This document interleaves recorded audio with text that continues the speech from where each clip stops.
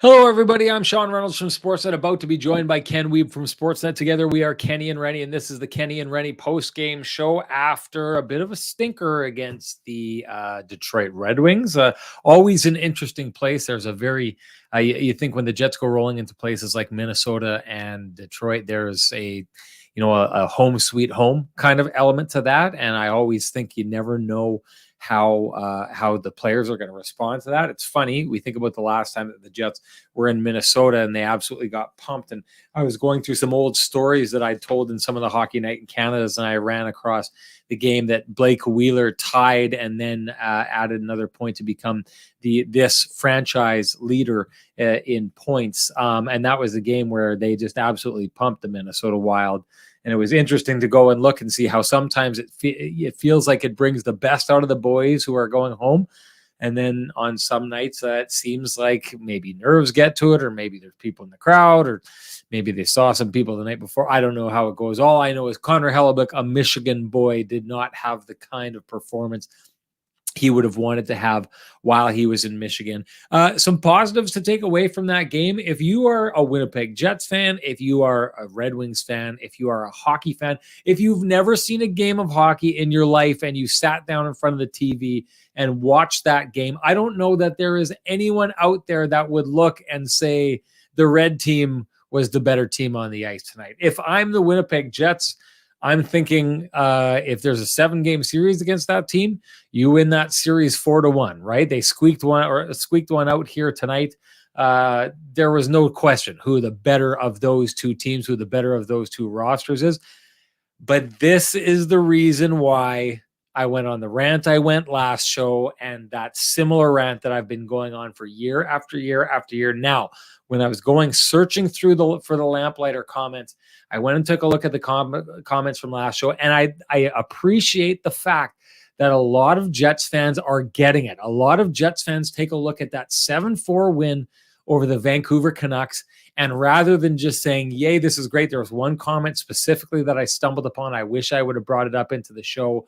But someone had said this is one of those games that Paul Maurice would have been like, oh, I liked our game, right? No, there was reason to not like that last game against the Vancouver Canucks. And I think when I go on these rants about the Jets not winning the right way and not handling the game properly, and maybe sometimes even not handling the game with respect, this is the outcome that I worry about. So the Winnipeg Jets last game were a no-show at the beginning of the game, but somehow came out of it and ended up absolutely pumping the Vancouver Canucks.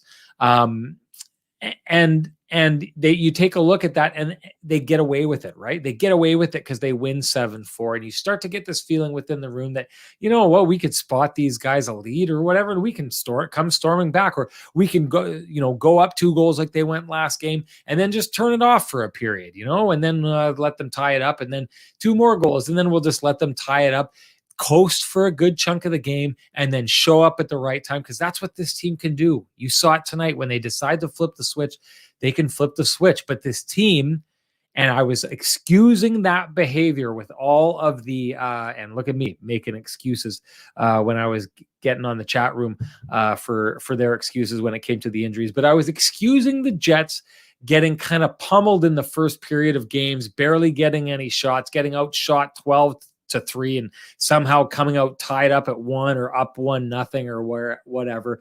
I was excusing that, thinking, okay, maybe this is just a tired team trying to get through this.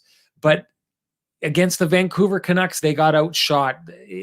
Every game before that, for the most part, the Jets are starting slow and getting outshot. And this is one of those games where it burnt them, okay? And I know a lot of people out there are just trying to hang this on a Connor Hellebuyck performance that wasn't typical Connor Hellebuyck. I don't think that that's the case. A lot of those goals that are scored, they're not bad goals that the Detroit Red Wings are scoring. I see this as a game where the Jets failed to start. It was the rabbit and the hare thing, or excuse me, the hare and the tortoise, and they let the tortoise go out and get a lead, and then they started to pour it on. But this is the problem with playing from behind. The Jets, I don't take a look at this and think this is a situation where Detroit just scored whenever they got a chance. Detroit scored and got a lot of quality looks, because as good as the Jets are, They had to up their risk profile to score their way back into that game. And while the Jets do that very good, and when they're doing it very good, they can look dominant. They can sew you up in your own zone. They can get shot after shot after shot. And that's what it looked like. But if you can squeeze the puck past them, you get odd man rushes going the other way.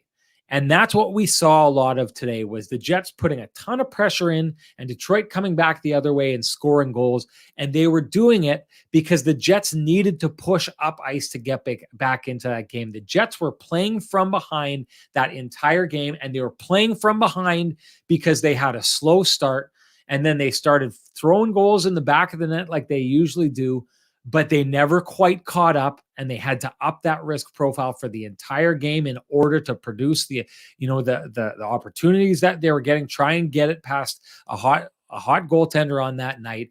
And in the end, they just never quite caught up with it. Now, you take a look at it again, there's no doubt in my mind the Winnipeg Jets are a far, far better team than the Detroit Red Wings.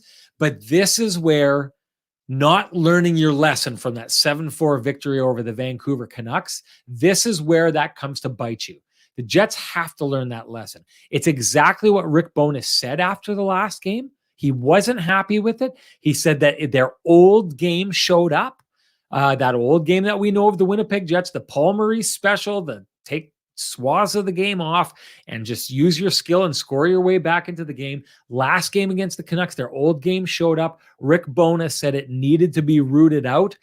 This is the one reason why I think games like this are good for the Winnipeg Jets. They need to get burnt for when they don't play right, because otherwise I think they have a tendency to not learn their lesson. Because what I saw was them come out and start this game the same way they took swaths of that game against Vancouver off. They took the beginning of this game off, dug themselves a hole, and never quite got back out of it. Hopefully they'll learn their lesson this time. I would think that they'll have a head coach who is intent on making sure they learn that lesson and learn it fast, judging by the way that he looked on the TV interview that I saw. But let's go talk to a guy who is in on that interview. Ken's going to have some good insight on how he felt, Rick Bowness felt about that whole performance. Let's not wait any longer and bring him in for it. Time to bring in the man with the best music in the business. Here comes Kenny.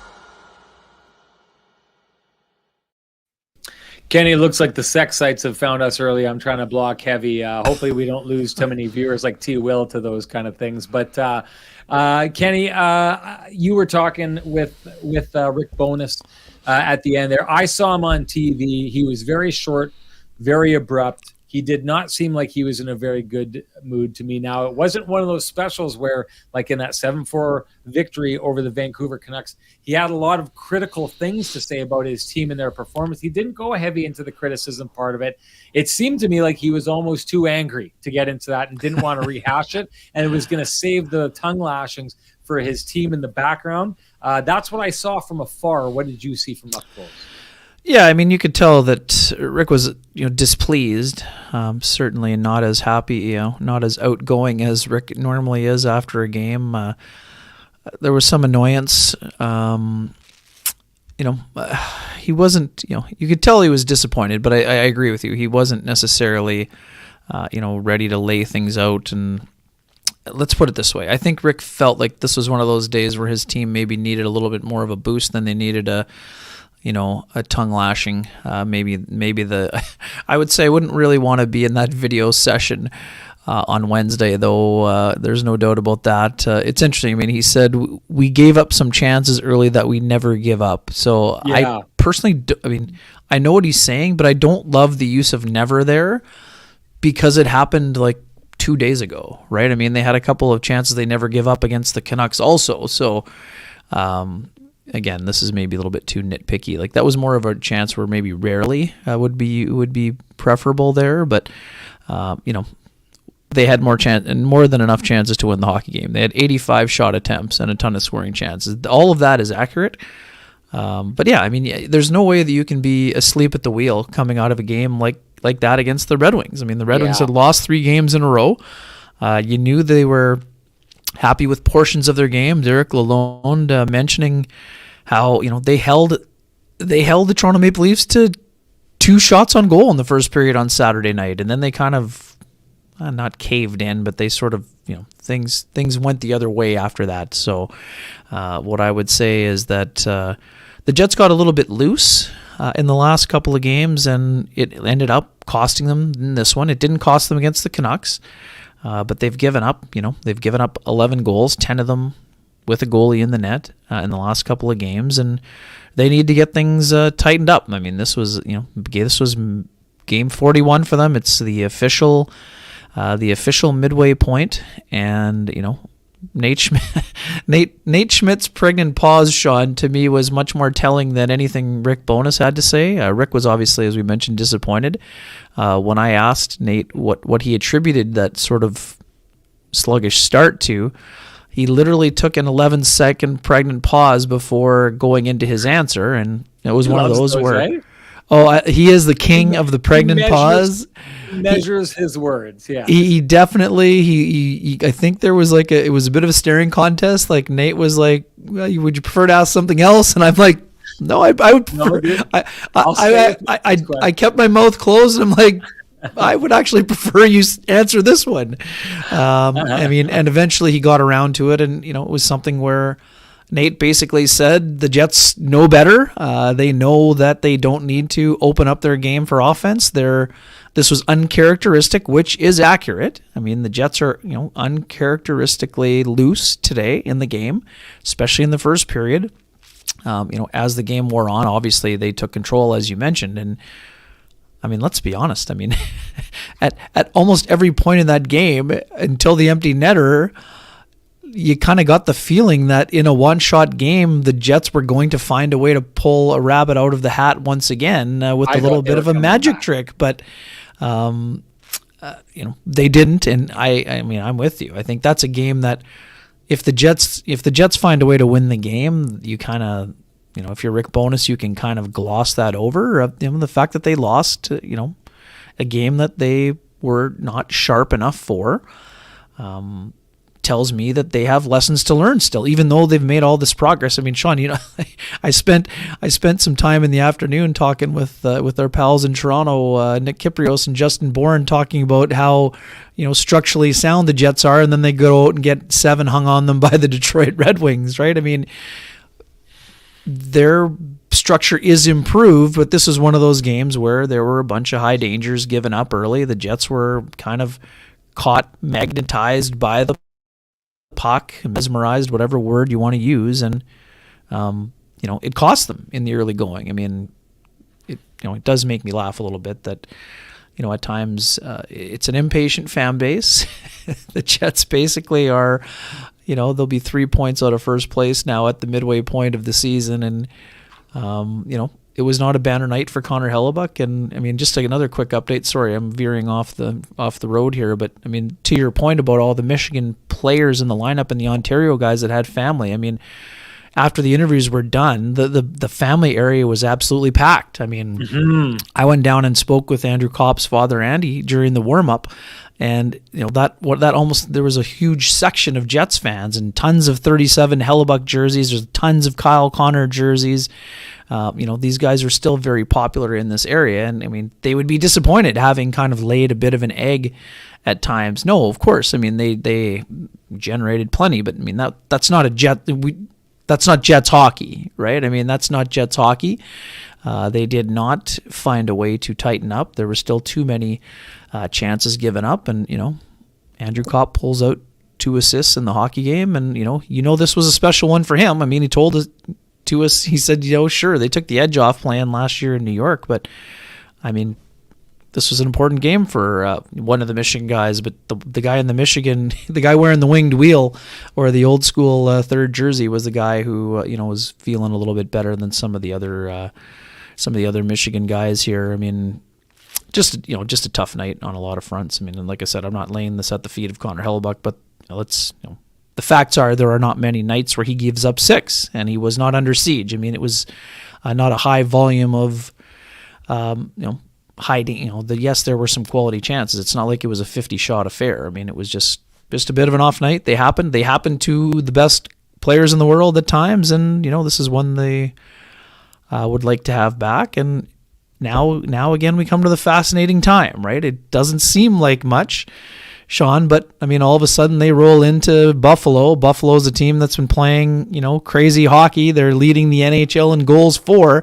So guess what? If you're loose against the Buffalo Sabres, Sean, I would suggest it could be another high-scoring affair, and the Jets don't want that. We know they can score goals. They know they can score goals. They need to get back to tightening things up when it comes to their defensive zone play. And that's the important thing for me. I mean, right? I mean, that's, if I'm Rick Bowness, you need to get your team. I think Rick will have his team at attention, and they need to be more sound defensively. Nate Schmidt also touched on it in the interview post game. It gets tougher after the break, after the midway point. Teams are crisper. Teams pounce on your mistakes, and they make you pay when you're loose defensively, and that's what they found out this evening. And like I said, the Buffalo Sabres this is not a misprint. The Buffalo Sabres lead the NHL in goals for 4 per game. So the Jets had best be sharp, or it could be a high-scoring affair. And not that they can't outscore their opponent, but right now they need to get back to doing what they're supposed to be doing. And hang on, waiters, in case you were unaware, Ville Heinola was scheduled to play today. He was out with an illness. He got sick in the afternoon and was unable to play. There's nothing to do with any freeing happening for Ville. He was scheduled to be in the lineup. He took the rushes in the morning, and at 4 o'clock he made the call that he couldn't play. So, I mean, let's just hang on. Let's just hang on that front before we get a little bit out of control here. Yeah, no doubt. A couple interesting takes that I wanted to point out here.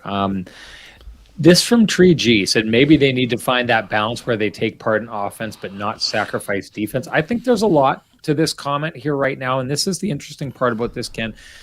Jeff Hamilton had always pointed out that it was around November 25th or something like that till about the middle of December before they really got bit by the injury bug, that the Jets were the highest scoring team in the NHL over that stretch. They'd really kind of come into their own and found their offense.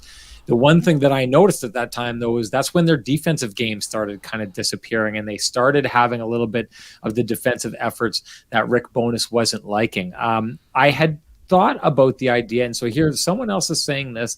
Dale Sawchuk says this roster with 27 on it has not played a Bones game. I know you're shaking your head at this. Listen.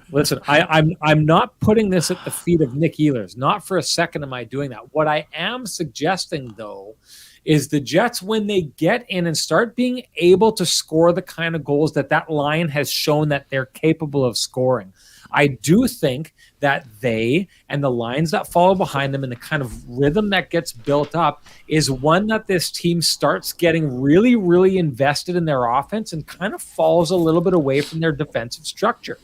I think that's what happened from November 25th on. We started seeing that, and I think that what happened was this team turned around and started this last 5-game winning streak because they were injured and because they needed to get through it by focusing in on their defensive game. And you take all these guys who are patching up the lineup, right? The Kevin Stenlins come in, the Kuhlmans come in, and those guys are told, listen, the first thing you do is go out and play defense, and we're going to be a hard to score against team, and then we're going to lean on Connor Hellebuck, and then we're going to have one of, and I bring up these guys only because they were healthy at the time, one of Mark Scheifele or Pierre-Luc Dubois or Josh Morrissey or Kyle Connor jump up and win this game for us. That's what we're going to do. And that's what they were doing. That's how they were surviving. Rick Bowness said as much. The one thing that I'll watch for with this team going forward, and again, I bring up Dale Sawchuk's comment, not because I think that Nikolai Ehlers is at any way at fault here. I think he's an example of all of a sudden this stacked lineup full of guys who can do these really amazing things offensively. And I think that the Jets, yes, in their last game and then tonight in this game, kind of fell in love with their ability to push the puck up ice and to create chance after chance after chance after chance. Again, they were the better team on the ice by a long shot here tonight. But when the puck went the other way, it ended up in the back of their net. And it ended up in the back of their net because of uncharacteristic mistakes, defensive mistakes that their coach says that they're making. Well, I'm not throwing out the possibility that they're tilted and they've got the offensive glasses on and they're heading in the one direction and they're not getting back to the spots that they should be defensively. And it has something to do with their minds clicking to an offense first mindset. Yeah, I mean, like, I know you said it wasn't his fault, but I mean, like, Ehlers wasn't playing when the Jets were either scoring all those goals or giving them up either. So, I mean, talking about the recent game. Sorry, I just don't like. It's like you didn't hear a word that I said. Did hear every word that you said. No, I'm saying he's like symbolic of coming in and stacking the offense. They did it without him because they're that stacked, but you add him in. So I'm just using him as a launching point tonight. If Dale is saying that Nick Ehlers is the reason that the Winnipeg Jets don't know how to play defense over the last couple of games and allowed 11 goals, I'm 1,000% disagreeing with it.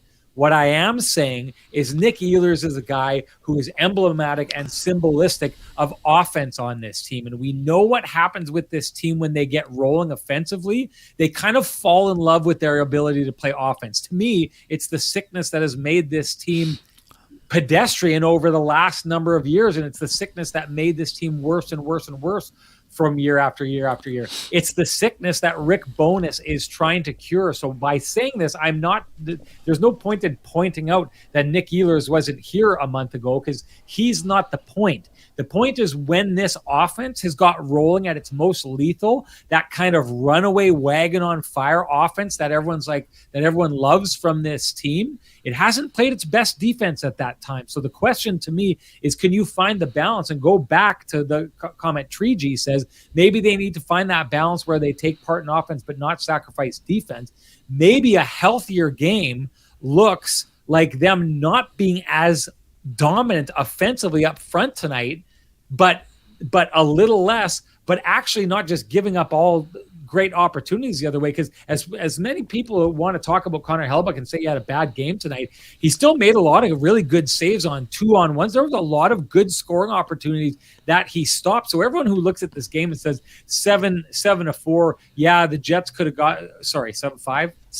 7-5. The Jets could have, got back into this game if they just would have scored a couple more goals. Detroit could have scored a couple more goals here tonight, and it could have been really ugly. It could have been almost like a double-digit kind of game here tonight, and that does not happen if you aren't asleep at the wheel defensively. The Jets were asleep at the wheel defensively. I contend they were asleep at the wheel for good chunks of that last game against Vancouver, and I contend that was the problem when they started having trouble in December.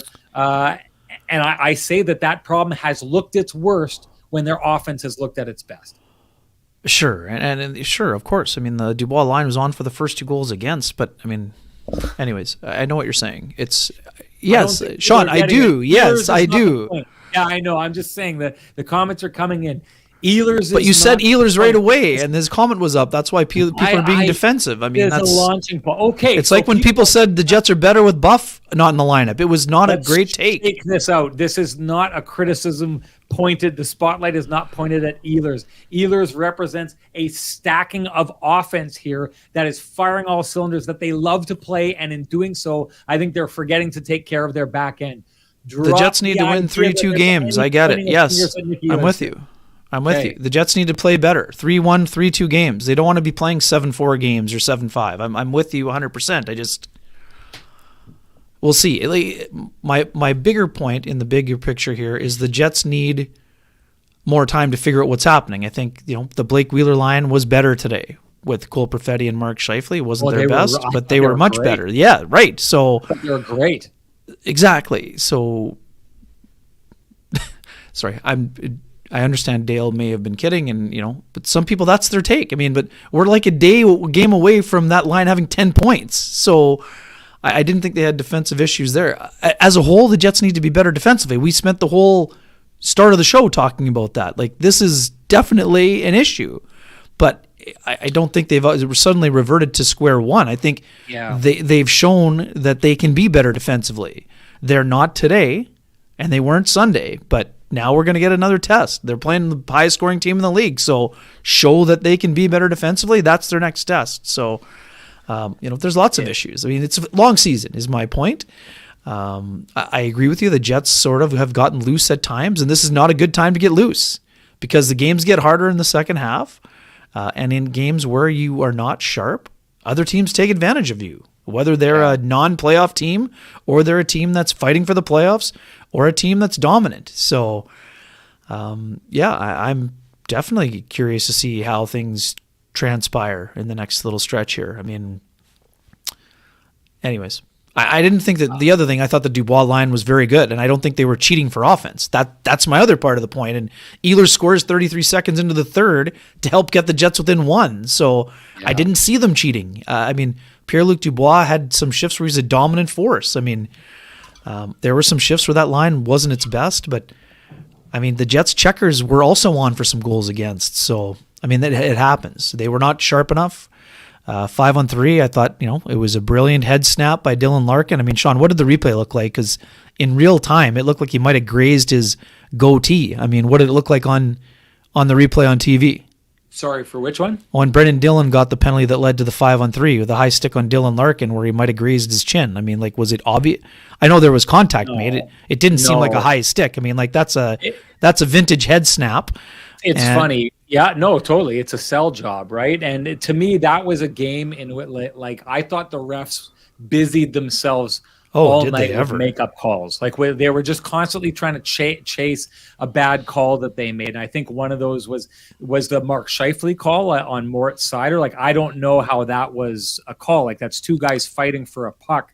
And I do think it's a little bit of a sell job, but as I do think Seider's a pretty big guy, Sean. I don't know that it was as much of a sell as I don't think he was expecting to be hit. Is more of my. I think that's like when Buff used to hit guys fighting for a puck. Agreed. No, I agree. It definitely was two guys fighting for a puck. I thought it was a makeup call, but then I thought that they went okay because they gave Scheifele that call. It's the reason why they didn't call the grab on Josh Morrissey's jersey, right? Like, it just felt like they were constantly like, well, I'm going to let that one go because I called that one, and I'm going to call that one because I let that one go. It just seemed like they were chasing the entire game. Some people will say, old school hockey guys will say, the refs managed that game really well. They went out of their way to try and make up for mistakes that they kept making in the game. I'm more of the school of, okay, you made a mistake, move on, and now try and call the game properly. It just seemed like it was a constant, nonstop catch-up process here. Holy smokes, we're almost half an hour into this. I just wanted to touch on two things really, really quickly here. Rob Mahoney says, you get lit up for 6 goals. Does it really matter if you make some nice saves?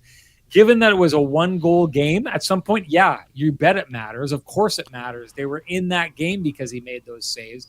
And Ian Bloomberg here says, come on, Renny, 4 goals on 9 shots. Listen, if you want to use this excuse, you better use the excuse. The Winnipeg Jets have the 4th highest shooting percentage in the entire NHL.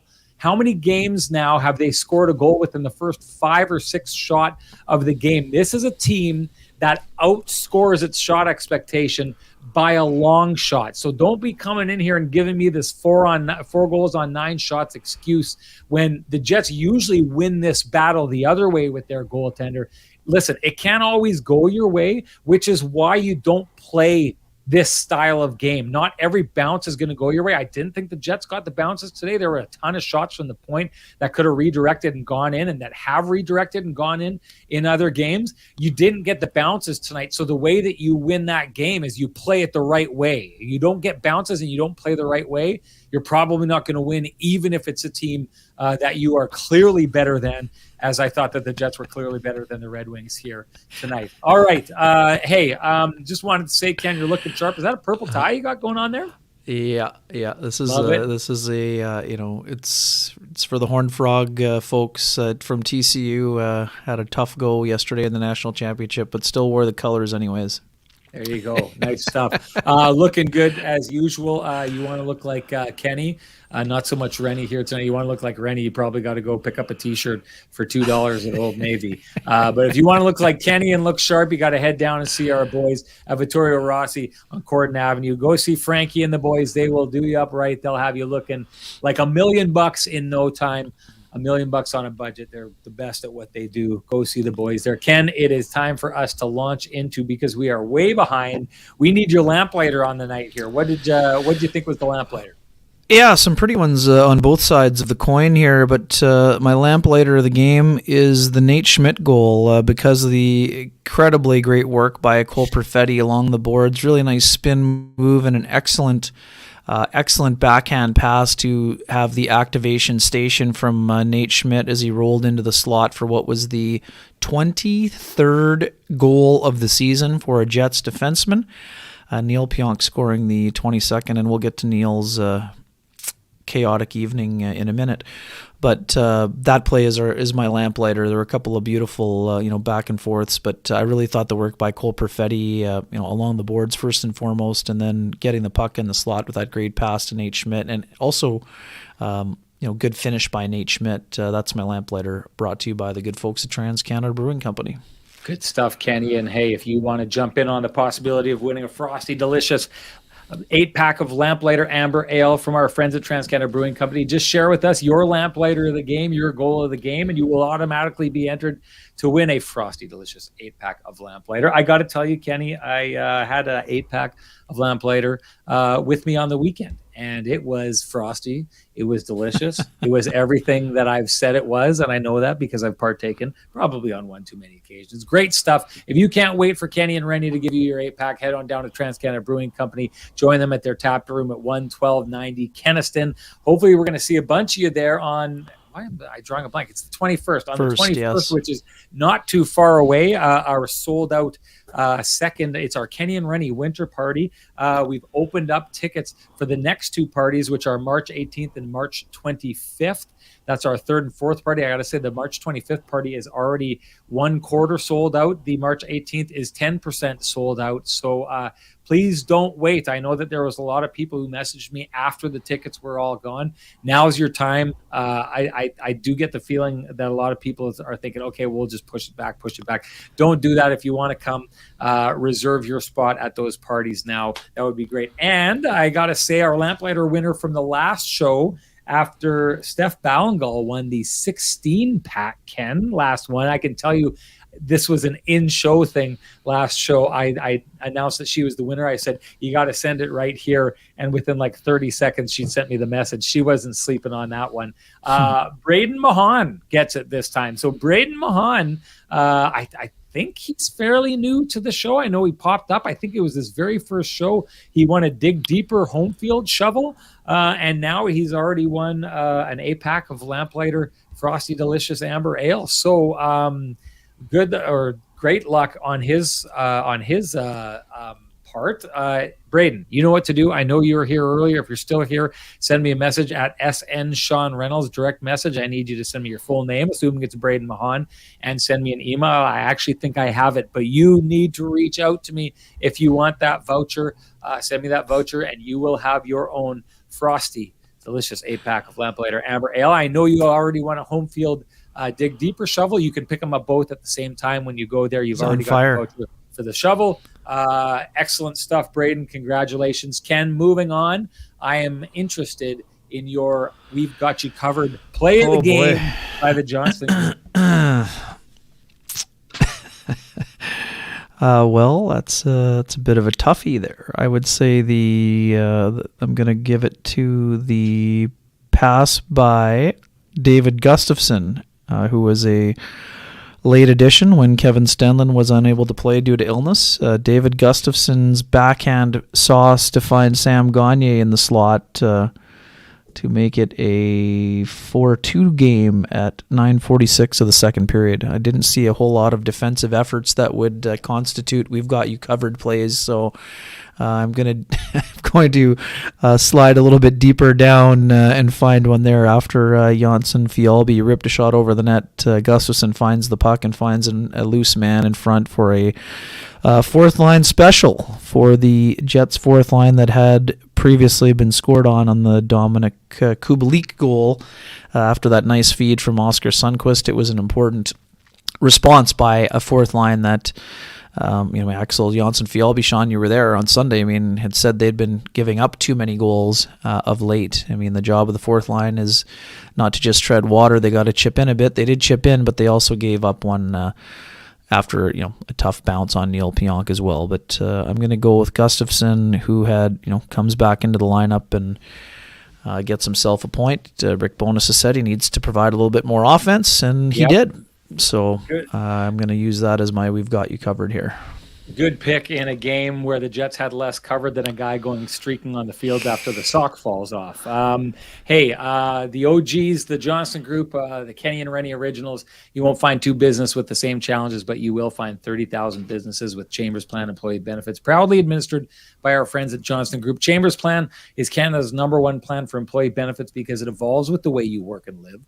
The plan is run as a not-for-profit designed specifically to support small businesses, and its unique pooling strategy keeps rates stable, so you won't have any surprises at your next renewal. Chambers Plan now comes with professional consulting on key financial, legal, and HR issues, and Teladoc telemedicine services are included with every health option. See how Chambers Plan can benefit your business by visiting chamberplan.ca. That's the Kenny and Renny OGs at the Johnston Group. We so appreciate all the support that they have given us right from the very beginning. The first ones on board. Much appreciation to the Johnson Group. Ken, I was talking about the streaker. It reminds me of the time I was at the very first outdoor NHL game at Commonwealth Stadium in Edmonton. I was young enough to be dumb enough to actually think that, that it's like in the movies, they'll say if you want to warm up, you have like a shot of whiskey or something like that to warm you up. But alcohol actually thins the blood and makes you colder. It was freezing there that day. It was like minus 25 or something like that. And I was there with my buddy from Calgary, Jared Parks. We worked construction together when we were young men. Anyway, I remember being there and pounding Caesars, thinking that the spice from the Caesar and the alcohol from it would warm me up, and all I was doing was just thinning my blood to a point that I was dangerously frozen. I think it took me 2 days to warm up, but one guy had it worse than me, no doubt. A guy streaked the field in exactly that. He had a sock on his nether regions and went running across. He got tackled by the cops, and they placed him like chest down in a snowbank, and a cop sat there on top of him with his knee in between his shoulder blades and leaned on him for like 15 minutes. It was crazy. And I remember just being so cold and looking down at this guy and thinking like, how has he not died of hypothermia yet? Whatever you do, people, if you do decide you want to go streak, make sure you do it in the warmer climes. Minus 25 is not a time to do that. I can tell you one thing that would have warmed me up at that time of my life, though, Ken, is if I would have had a headband. I didn't have one then, but I've got one now. So let's make this a Kenny and Renny version, Sean's headband version of the Kenny and Renny show.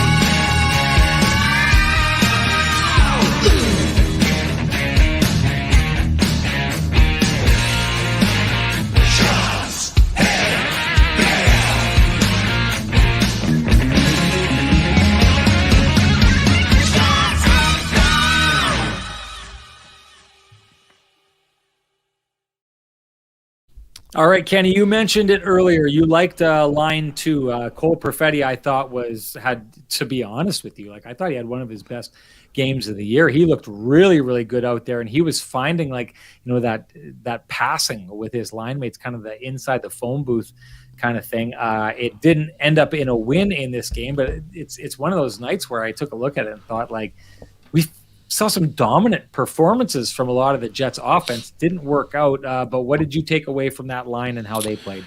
Yeah, way more involved offensively, Sean. Mark Scheifele, 4 shots on goal in just under 22 minutes. Cole Perfetti had 2 shots, 4 attempts, and Blake Wheeler, what did he have? 1 shot, 4 attempts, 3 hits in just 19 minutes. So I thought the fact that he was able to play 19 minutes probably a good sign that his minutes are going up. I thought that line was much more effective. I would say Philip Ronick made an outstanding play. Some people are going to say, oh, why was Wheeler passing? Come on. It took a perfect defensive sliding play where it hit the guy's skate. Otherwise, it's a backdoor tap for Scheifele, and people are going crazy. Oh, what a play. I mean, the play was pass, but the player did a nice job of sliding, and it hit his skate. I mean, it's literally, it doesn't always work out. I mean, the issue for the Jets, the Red Wings went back the other way and scored right away. So, sometimes it doesn't work out, and I'm sorry. I mean, I've been trying to withhold this as best that I can. Ian Bloomberg, come on, man. I mean, Connor Hellebuck is near the top of all statistical categories, including underlying numbers of goals saved above expected. Yes, tonight it's going to take a hit. Save percentage is not going to be at .928 after you give up 6 goals. But Connor Hellebuck is the reason the Jets are in a race for first place. He had a bad game. It happens. It happens to the best goalies in the league, and it will happen to other people. But people want to jump off the bandwagon after one poor start. I mean, I don't know. I would reassess things is what I would say to that. So, I mean, I'm not here saying Connor Hellebuck played great today, but I would say that goaltending would be very near the bottom of the Jets' issues as we hit the midway point of the season here. So let's just keep things in a little bit of perspective. The Jets had won 5 games in a row. Did they let their standards slip in that 5th game? Absolutely yes. Connor Hellebuck is not going to be giving up 5 and 6 a night with any level of regularity. So let's just pump the brakes a little bit and take a deep breath. It's hockey. Come on. S. James is calling for it. 31 games out of 41 he's played. I said wake up, man. I said wake up. We need you to say it with conviction. Sorry. We need conviction. A wake up should be like. Sorry, I'm so baffled by the take that I'm having trouble even. I can't imagine he's actually serious. If that's the take. Come on. Wake up. Let's go. There it is. Come on, Ian. You're in here a lot. Right. We appreciate your takes, but that is not a good one. All right. Here. I wanted to respond to something. Yikes. Here. Bick Ronis says, who is not winning the We've Got You Covered? It's Lowry, who can't clear the puck on the 5-on-3. Okay. This to me goes back to my original point about the risks that the Jets have built into their system that usually works for them, but in some cases bites them. So this is one of those times. Adam Lowry gets the puck, and what does he try to do? What is almost any team out there gets the puck and they just fire it down the ice? What does Adam Lowry and the Winnipeg Jets, for the most part, try to do? They get the puck and they're down a man. They try and go the other way and score. Rick Bowness wants that from his team. Adam Lowry was simply trying to do what he's done all year, chip the puck up the ice, get to it first, and try and go in on a breakaway. There's a reason this guy gets all these breakaways. So I know Bick Ronis points to this, and clearly it's a mistake, right? It's a mistake. It ends up in the back of his net, but it's a mistake born out of an effort to do something he's been asked to do time and time again, and to take a more riskier play than the safe play. So if you don't like what Adam Lowry did tonight by giving that puck away and ending up in the back of your net, then the counter to that, to tell him stop doing that, the counter is to take away all those breakaways that he keeps getting and those breakaway goals that he keeps getting on the penalty kill, because they are getting those because they are more aggressive than your average team when it comes to that. They are trying to create scoring opportunities. They're not trying to kill the clock. You saw Detroit tonight. They got the puck. They fired it straight down on the power play. They're trying to kill the clock. That's not what the Jets do. So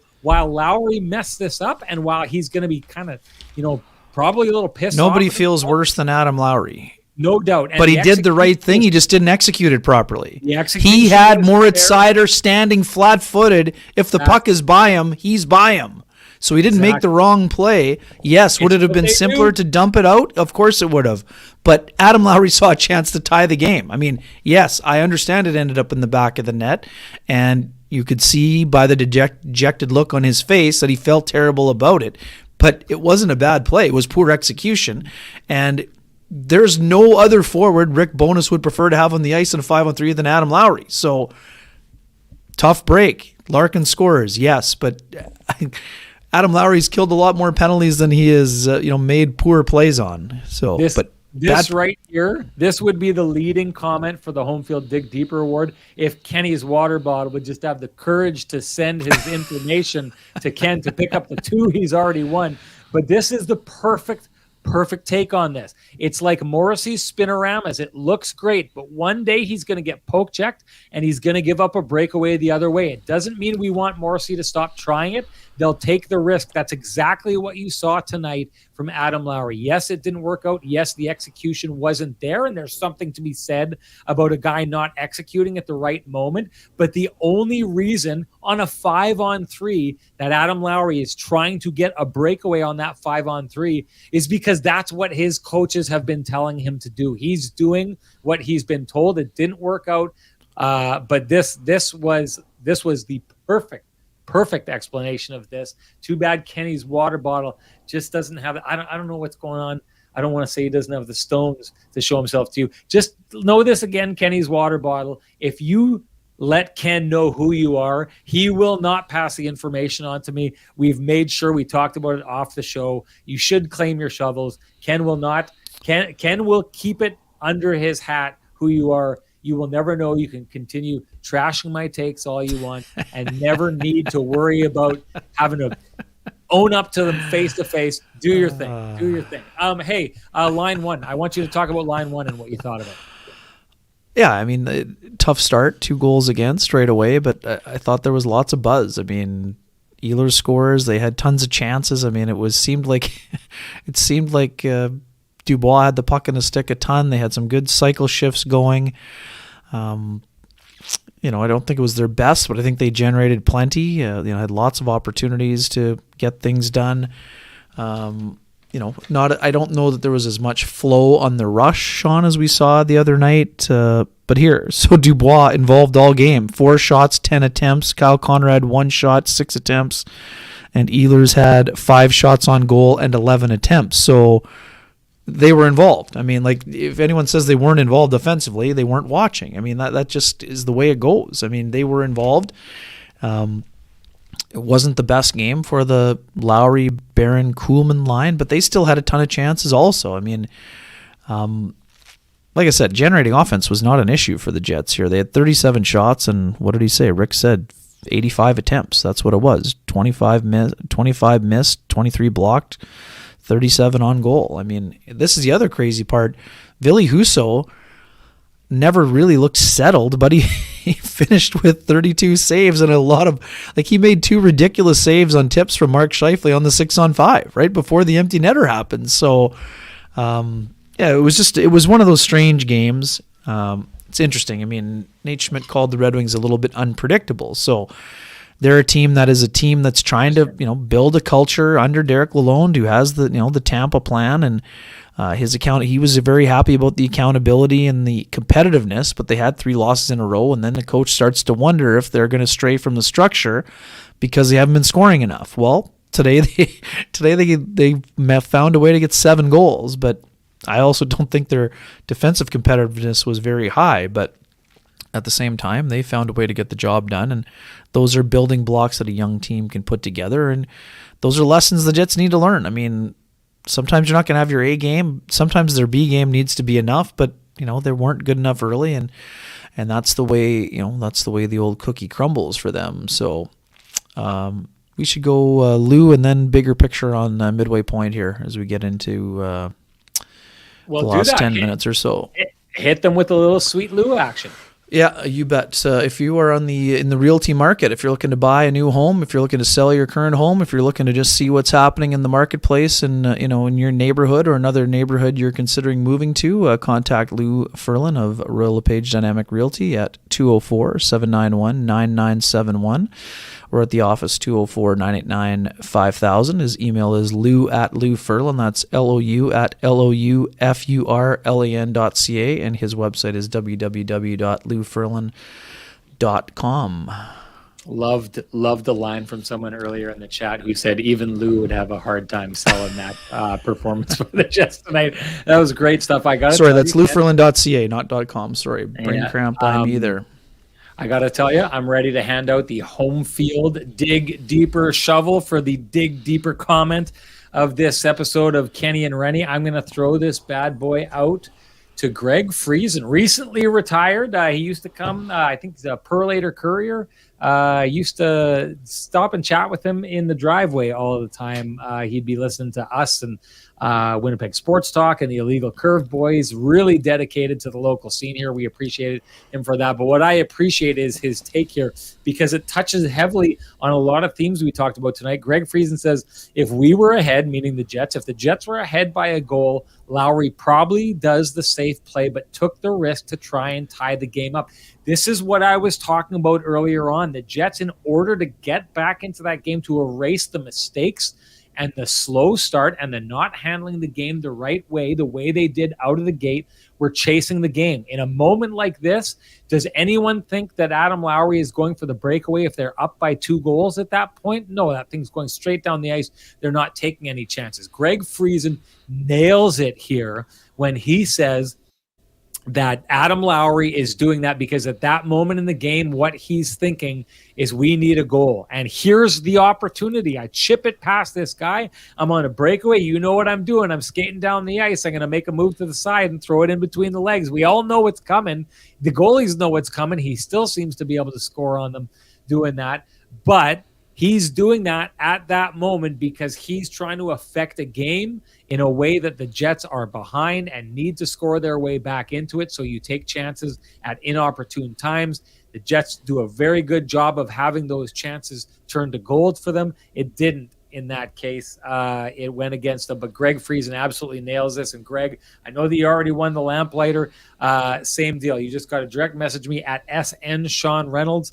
Give me your full name, which I know is Greg Friesen. And I think I already have your email, but send it again. And I'll send you a voucher to head on down. Actually, Greg Friesen, I'm fairly certain, is going to be at the Kenny and Renny party on the 21st. So if you want to wait till then, I think there's going to be a lot of people leaving that party with these beautiful shovels in their hand, everybody. So keep digging deeper if you want to get in on this action. Absolutely good stuff. There's also T. Conapoli, Helly's Kitchen, and Lowry's Left Hand. Lowry's Left Hand and Helly's Kitchen, I found out, are the same person. He has 2 that he needs to give away. Transcona Poly has 1 that he needs to give away because they are not able to take them. So what you need to do is you need to message me, and you also need to pick someone in the chat room. We're not going to do it because that'll show favoritism. It's not going to work out well that way. And while I'm here, Ken, I forwarded you that email from Paul the other day. You did? I did after we got the other one. Send it again. I didn't see it. Okay. It was after the one from Ryan Friesen. It might have shown up on the same link, though. That's right. You have it. Well, you have it. It must have been different. Okay, I'll go looking for it. That one made my day, by the way. Indeed. I just want to go through a quick list of the people who have yet to claim their shovel. Kenny's water bottle, you have 2 to claim. Blue Thunder, T. Conapoli, John Rayo, Robert Starr, and Baba Jet. It's a small list now. It used to be like 30 people deep.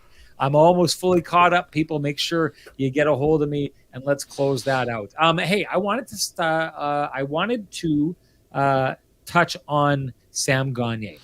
I want to go here quickly. Bad Mood Blake, does Riddick start on Thursday? I would say no, because generally Connor Hellebuck bounces back from poor or subpar performances. That was always a rule under Paul Maurice. I would imagine Rick Bowness wants to give his number 1 guy a chance to get right back on the horse rather than sit on it and then play the back end of the back-to-back. So I say Riddick on Friday against the Penguins. For when you're going to be there with me. Yes, I'll be doing that. Oh, Colorado looks like they came back from being down 4-1 to the Panthers. 4-4 game, says Waiters. Okay, I wanted to talk about Sam Gagner. Sure. You don't need to. I can do this, but you can add to it if you want. I just thought Sam Gagner's moments to shine. I think he was given his moments to shine up on those top lines. And I think what we found out about Sam Gagner was that in those times, him carrying the mail on those lines for a significant amount of time or the increased ice time probably doesn't translate well. But I'll tell you this, like that goal that he scored was exactly what the Jets needed at that time of the game, and I thought was going to be kind of the spark that had the Jets come back in this game. And I honestly thought, Ken, right down until the Red Wings scored that empty net goal, I thought the Jets were coming back and winning that game in overtime. But Sam Gagner, I'll say this, time and time again, he is making so much of the time that he gets on the ice. And the one thing I'll say about him, seems every goal he scores, it's not garbage time, it's not throwaway. The goals that he scores are meaningful goals. And so I know that there's a lot of people, I know specifically about some people who are really down on Sam Gagner and don't think that he fills the role very well. I couldn't disagree more. What he does is in a bottom six that doesn't necessarily put up the most amount of points. I mean, here we are celebrating players like David Gustafsson when they get points, or Kevin Stenlund when they score goals. Morgan Barron is a perfect example of a guy who put up a couple of points, and our chat room was going crazy about him. And I feel it's kind of strange when it comes to Sam Gagner that people seem to actually, really kind of advocate against him. I think the role that he serves, he isn't able to be what Saku Menelainen is, or what Morgan Barron is, or what Kevin Stenlund is. But what he does is he adds a little bit of scoring punch, just a little bit, to kind of make up for the scoring punch that is not happening in the bottom six. And again, the goals that he scores seem to me to be important goals at important times of the game. I'll go back on this and say it again. I think he's already earned the money that the Jets paid him this year. Everything that he does and has been doing since I think about the third waypoint of the season has been value added. But I go back to this again. The role that he is filling is the exact role that he's been asked to fill. He's not out there to steal the puck away from guys and take it in the other direction. He's not out there to lay the body. He's not out there to be one of the top 5 scorers on this team. He's out there to do exactly what he's doing. Pop up every once in a while with a veteran presence, score some big goals the way he's been doing, be a really good dressing room presence, which we've seen. Ken, absolutely love his kids running around, and Blake kids running around stealing bubble gum in the dressing room while we're all working. It's great. I love that kind of stuff. I love the atmosphere that it's created. Sam Gagner has been a value add for this team. He's done everything that you could ask for a guy making $700 or whatever the league minimum is. I believe he's making $750,000 a year. And tonight, even though they don't come out with the victory, and even though for the most part this is a defensive effort that you should forget by the Winnipeg Jets, or that they hope they forget, or at the very least learn from, I thought Sam Gagner once again showed why he's on this team and gave this team a bit of a kick in the butt at the right time. He's doing what he's supposed to be doing. Yeah, he's been very good. I mean, Sam's not a top 6 player anymore, but he did a nice job of providing a Band-Aid solution when that opportunity was presented to him. I thought, there have been a couple times where he's been a healthy scratch. He's come back. He's had good legs. He's not going to have his A game every day, but he's a smart veteran and he gets the job done. And I loved how you explained it. I mean, he squeezes a lot out of his opportunities, and he's out there showing good leadership after the game tonight. After a tough loss, he's out there explaining, keeping a very composed, pointing out the errors while not pointing fingers. And I mean, he's really fit in well. And I would say he's not a replacement for Paul Stastny because they aren't playing the same roles. I mean, Paul Stastny was a second-line center or second-line winger when he was moved to the wing. I mean, Sam has been more of a complementary player who has done a nice job of finding a fit for himself. He's fit in really well. I mean, there have been times where he's been on the second power play unit, and I expect he would be back on it before the year is over. And he's done an excellent job on many fronts. I think he was a very smart addition. As soon as the Jets signed him, I had a couple of messages come in right away. You're going to love Sam Gagner, dealing with them. Super good person. I know exactly who sent you those messages too. Well, and we also know too, I mean, from talking to Andrew Cogliano on that first Jets trip, Sean, I mean, you were talking with him about the broadcast, and I talked to him for my Sam Gagner feature back then. And, these guys are similar players. They've played for Rick Bowness. They're used in similar roles. They bring tremendous value, and it's really important to have players like that. And would the Jets love it if Sam Gagner was 6'2" and a physical guy? Of course. But Sam Gagner plays with incredible competitiveness. He's very skilled still, and he's very smart, and that's why he's played more than 1,000 games at the NHL level, and seen his role evolve from being a guy who was drafted 6th overall and been a high-end scorer to being a guy who can fill out your roster and you can play him anywhere you need him. Yeah. Okay, we should be getting this closed down. Comet says this because obviously a lot of people are watching what's unfolding with the Colorado Avalanche and the Florida Panthers right now. Comet says, is this Pomo's final game if they lose in regulation? The sources that I've talked to say the Florida Panthers are not going to move on from Paul Maurice during this season. It is not happening. From what I can take from those sources, I mean, you never know who those sources are hearing it from. If they're hearing it from Paul Maurice-friendly sources, it could be one of those things that gets thrown out in the media that says that. Here's why I think it's right. Here's why I don't think he's going anywhere. Bill Zito made that hiring amongst a lot of fanfare. There were a ton of quality coaches out on the market this year. Ken, you and I, we went through this at the beginning. You agreed with the hiring. I didn't agree with the hiring. I thought that they were crazy not to be heading in a different direction. It very much seemed like the Florida Panthers had eyes only for Paul Maurice in this process. I don't know that 100%, but hearing the story from Paul Maurice, it sounds a lot that way. And we never heard, from talking with some of the people in our industry who I've talked to, it didn't sound like they were in on a lot of the other coaches. Bill Zito went all in. Bill Zito grabbed all his chips, and he had a massive pile of chips last year built up with the Florida Panthers, and he took all those chips and pushed them in on Paul Maurice. So I think one of the things keeping Paul Maurice safe right now is not the performance of the Florida Panthers or any kind of look that there's something that's going to happen with him and that team in the future.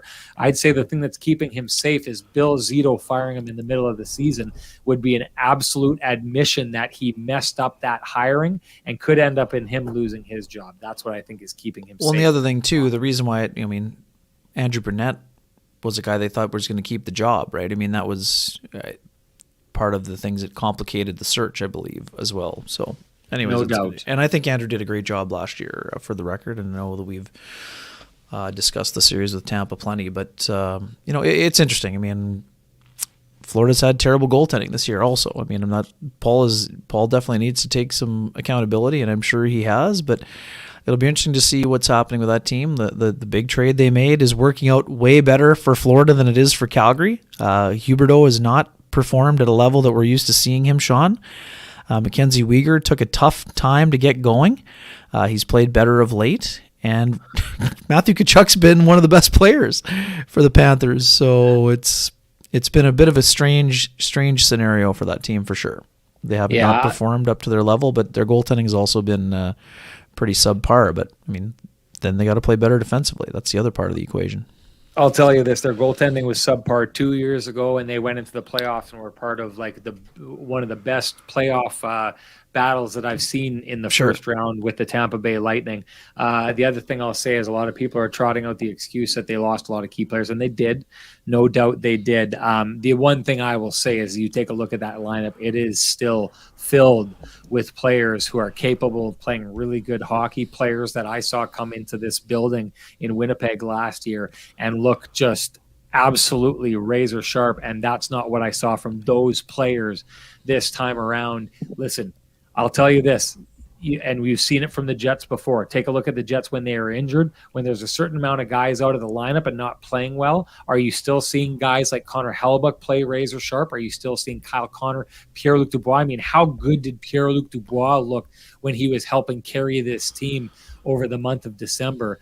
That's not happening there other than with their newest pickup. But there's a lot of guys who have absolutely disappeared on that roster from the games that I've watched and the game that I saw in Winnipeg. To your point, Ken, Huberdeau has not taken kindly or his results show that he has not taken kindly to the coaching in Calgary. That's one of those trades that you're right. It is better for the Florida Panthers. But the results aren't better. Yeah. The results are not better. That's a tough slog going on there. Okay, time to shut it down. Thank you so much, everybody. It's going to be a little bit of a tricky one for me on Wednesday night. I should be in town. I should be touchdown in Pittsburgh. Thursday, you mean? Thursday. I should be touchdown in Pittsburgh. I'm hosting the Friday night game, which, again, I think we're doing kind of like a Saturday night game on the Friday night. But I'll make sure that there's no issues that we need to take care of there, Ken. Other than that, I will see you in Pittsburgh, but I'll see you on this program before then on the Thursday night, and hope to see you all as well. Hey, if you haven't clicked like, please leave us a like before you go. It helps us get this out to more and more people. And if you haven't subscribed to our channel, please do that as well. Thank you so much, everybody. Great job. We will see you on Thursday.